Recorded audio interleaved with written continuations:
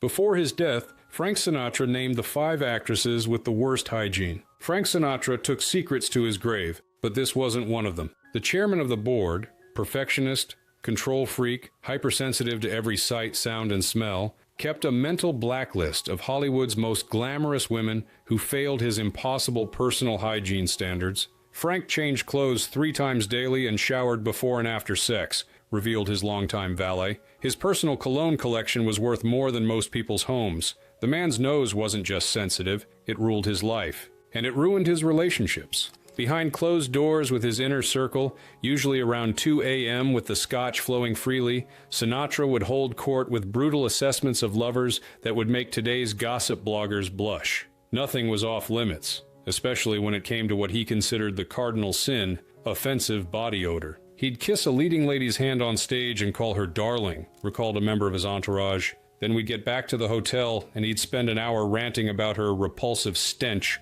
while scrubbing his hands raw. Tonight, we expose the 5 Oscar-winning actresses who topped Sinatra's secret nasal nightmare list, women whose public personas as Hollywood goddesses masked what Sinatra described as olfactory horrors behind closed doors. This isn't speculation. This isn't secondhand gossip. These rankings come directly from those who heard Frank's unfiltered late-night confessions, and they reveal more than just sensitive nostrils. They expose the pathological need for control that drove his relationships and ultimately destroyed his most important connections. As his drummer for 15 years put it, Frank could control everything: the lighting, the tempo, the room temperature, except his heart. And that made him furious. When a woman got under his skin, he'd find some physical flaw to fixate on. The stronger he felt, the crueler the assessment. Nobody made Sinatra feel more than these 5 women, and nobody suffered his sensory wrath more severely. A psychiatrist, one child went to an orthodontist, the other one did something. 5. Shelley Winters.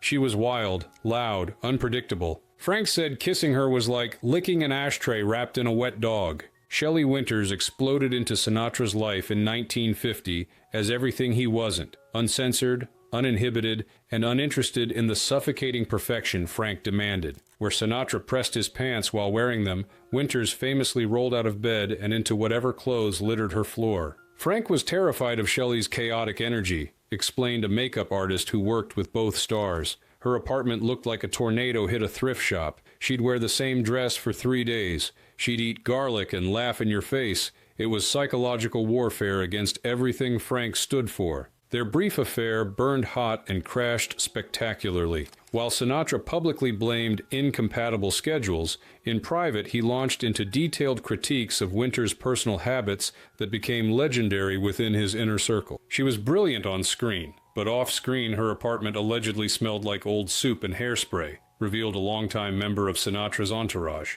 Frank would return from her place and immediately shower for 45 minutes, muttering about contamination. Winters later admitted she deliberately provoked Sinatra's germophobic tendencies. "I knew it drove him crazy when I ate with my fingers," she told a friend years later. "So I'd order the messiest food possible. The man was too perfect. Someone needed to ruffle him." Their relationship was doomed from the start. As Sinatra allegedly told his valet, they had a brief fling in the 50s. It didn't last. Neither did the air freshener. Girls should call any woman on their dirty name, even if he's your husband. But if 4. Zsa Gabor. Zsa looked like money, but Frank said her perfume could clear a ballroom. If Shelley Winters represented one extreme of Sinatra's olfactory nightmares, natural human scent, Hungarian bombshell Zsa Gabor occupied the opposite pole, synthetic chemical overload that overwhelmed his sensitive nose. She bathed in Chanel, soaked in powder, and reapplied every 20 minutes.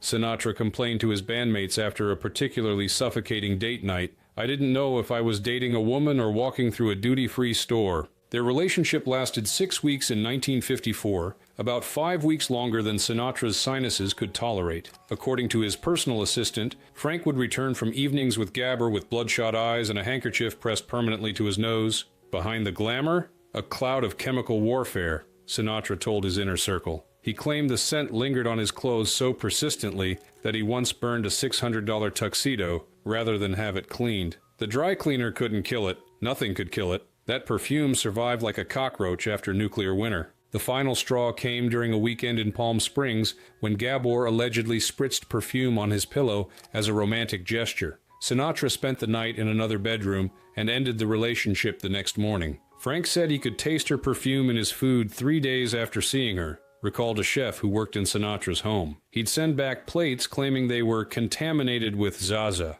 Eventually we realized it was all in his head, but you never questioned Frank's senses if you wanted to keep your job. Baby, come to baby do. 3. Judy Garland. Frank loved her talent, but not her energy or her odor. He described her as a nervous breakdown in heels, and said she carried that stress in her sweat. The connection between Frank Sinatra and Judy Garland transcended romance. They recognized in each other the same demons, the same insecurities, the same self-destructive tendencies. Their performances together created magical moments in entertainment history. But behind closed doors, Sinatra couldn't handle the physical manifestation of Garland's internal chaos. Benzedrine, bourbon, and stage panic do not mix well, Sinatra told his entourage after a particularly difficult week with Garland in 1954. Their duets were electric, but the dressing room, not so much. According to those closest to him, Sinatra's complaints about Garland reflected his terror of confronting his own addictions and anxieties. In her, he saw a mirror reflecting his worst fears about himself. Frank was running from the same demons that were catching up with Judy, explained his longtime road manager. When he talked about her smell, he was really talking about his own fear. She was what happened when you lost control, and control was everything to Frank. Sinatra's description of Garland's scent became increasingly clinical as their relationship progressed. He would categorize the components with disturbing precision: 40% pharmaceutical, 30% fear, 20% booze, 10% talent burning too bright. The cruel irony was that Sinatra fought identical battles with pills, alcohol, and crippling performance anxiety, but channeled his management of these issues into obsessive cleanliness rather than surrender. What made Garland's position on Sinatra's list particularly tragic was that he genuinely loved her, perhaps more authentically than any woman besides his final wife. But his inability to separate the person from the sensory experience created a barrier he couldn't overcome. I was up there watering the plants. I promised the Kaufmans I would. They don't even have a hose, so I was... 2. Marilyn Monroe. Yes, Marilyn. Frank adored her, but he was honest. He once told a friend she smelled like beauty and breakdown. According to him, long days, panic sweats, and melting makeup gave her a sweet rot he couldn't ignore. No entry on Sinatra's olfactory blacklist shocked his inner circle more than Marilyn Monroe. America's ultimate sex symbol, the woman whose poster hung in barracks and boardrooms alike, was, according to Frank, a sensory disappointment that he couldn't reconcile with her visual perfection. Frank expected Marilyn to smell like the fantasy she projected, explained a makeup artist who worked with both stars, like some impossible combination of vanilla and sex and innocence. When he discovered she was a real woman with real bodily functions, he almost couldn't process it. Their brief affair in 1961 coincided with Monroe's increasing dependence on prescription medications and alcohol, substances that Sinatra claimed altered her natural scent in ways he found increasingly difficult to ignore. She was iconic, but even icons sweat through silk, Sinatra remarked to a small group of confidants. He described in almost clinical detail how Monroe's carefully constructed external perfection would gradually deteriorate through long days, the makeup melting, the perspiration accumulating, the pharmacy of pills exuding through her pores. Frank said she smelled like a beautiful department store an hour before closing, recalled a member of his entourage. All the expensive perfumes mixing with human reality after the air conditioning failed. What made Monroe's case particularly revealing was Sinatra's inability to separate his fantasy of her from the biological reality. His complaints focused specifically on the gap between what he expected and what he experienced, the cognitive dissonance between the perfect image and the imperfect human. Frank couldn't forgive Marilyn for being mortal, observed his longtime physician. He'd built her up as this flawless creation, and the perfectly normal human sense she produced shattered that illusion. It wasn't about her, it was about his own impossible expectations. Oh, he's wonderful. 1. Ava Gardner, the love of his life, and the one who, according to Frank, smelled like war. Their passion was nuclear, the fights legendary, but he told friends Ava was all gin, cigarettes, and fury. He once said, "I could never quit her, but but I could barely breathe around her. She broke his heart and his sinuses. No woman occupied Frank Sinatra's senses more completely than Ava Gardner. Their relationship, spanning their tempestuous marriage and the decades of complex connection that followed, represented the central emotional conflict of his life. He never got over her, and according to his inner circle, he never stopped complaining about her scent. Ava was Frank's addiction, explained his longtime road manager, and like any addict, he built up a love-hate relationship with his drug of choice. His obsession with how she smelled was really about his helplessness around her. He couldn't control his feelings, so he focused on controlling his environment. Sinatra's descriptions of Gardner's scent became increasingly elaborate as the years passed. What began as simple complaints about cigarettes and alcohol evolved into detailed taxonomies of her assault on his senses, inventories that revealed far more about his emotional state than her personal hygiene. At his most poetic, usually after several drinks, he would describe her scent as the perfume of self-destruction, a fragrance he found simultaneously repulsive and irresistible. Frank said kissing Ava was like licking an ashtray while being punched in the heart, recalled a musician who played with Sinatra throughout the 1960s. But he'd get this look when he said it, like he was talking about something he still craved more than oxygen. What distinguished Gardner from everyone else on Sinatra's list was his fundamental ambivalence. With other women, his sensory complaints represented straightforward rejection. With Gardner, they were complicated by his continuing desire, a complexity that tormented him long after their marriage ended. He never resolved Ava, observed his longtime psychiatrist, and that unresolved quality expressed itself through this physical fixation. He could dismiss other women by saying they smelled bad, but with Ava, the smell was part of why he couldn't let go, as though her scent had branded him permanently. Gardner remained at the top of Sinatra's olfactory blacklist until his death, not because her physical scent was objectively worse than others, but because it had embedded itself most deeply in his sensory memory, becoming inseparable from his emotional vulnerability. Gave you that double take, said to myself, What did you say? That does it. You gave it this.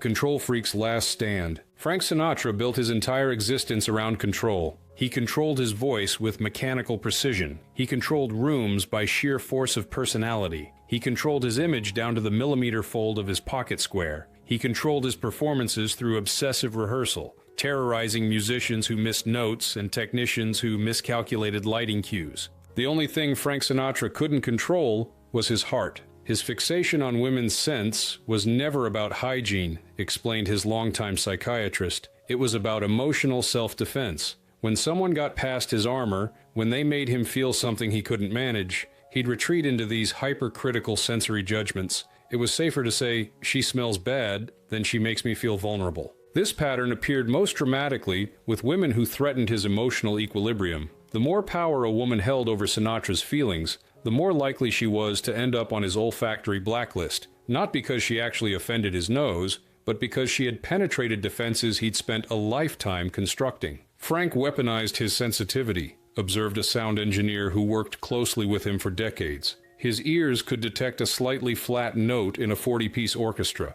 His tongue could identify the specific vineyard in a blind wine tasting. His nose could distinguish between cologne brands from across a room. These weren't just party tricks, they were control mechanisms. By reducing complex emotional connections to simple sensory complaints, Sinatra created the illusion of choice in relationships where he often felt powerless. He wasn't rejecting these women, their scents were simply incompatible with his refined sensibilities, a fiction that protected his ego from the more threatening reality of emotional dependency. The women who made his smell list were exactly the women who made him feel something genuine, concluded his road manager. The stronger the feeling, the more elaborate the complaint. Ava topped the list because she colonized his heart most completely. His nose was just a convenient scapegoat. Away fly, stop your buzzing, boy. Can't you see that I... The real stench, fame, power, and consequences. The truest stink in this story isn't coming from 5 legendary actresses.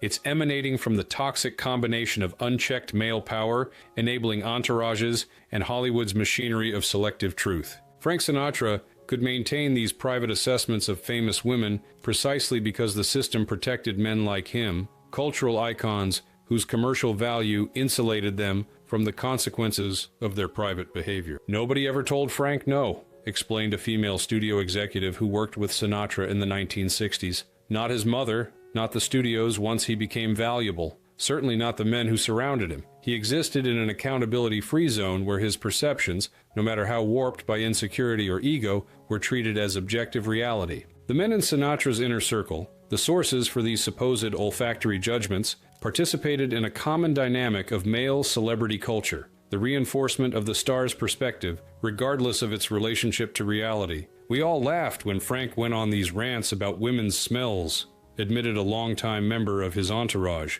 "even when we knew it was absurd. Even when we'd been with the same woman and noticed nothing unusual. Your job in Frank's circle wasn't to challenge him, it was to validate whatever narrative protected his self-image." This dynamic created a closed information system where Sinatra's subjective experiences, colored by his insecurities, hypersensitivities, and need for control, became codified as fact within his circle, then transmuted into Hollywood legend after his death. Meanwhile, the women subjected to these assessments operated under completely different rules, expected to maintain impeccable public images while navigating the private realities of stress, overwork, and the physical demands of Hollywood's relentless beauty standards. These women were working 16-hour days under hot lights, corseted into impossible gowns, managing anxiety and exhaustion while projecting constant perfection, noted a costume designer who worked with all 5 actresses. "The miracle isn't that they sometimes perspired or needed stronger perfume,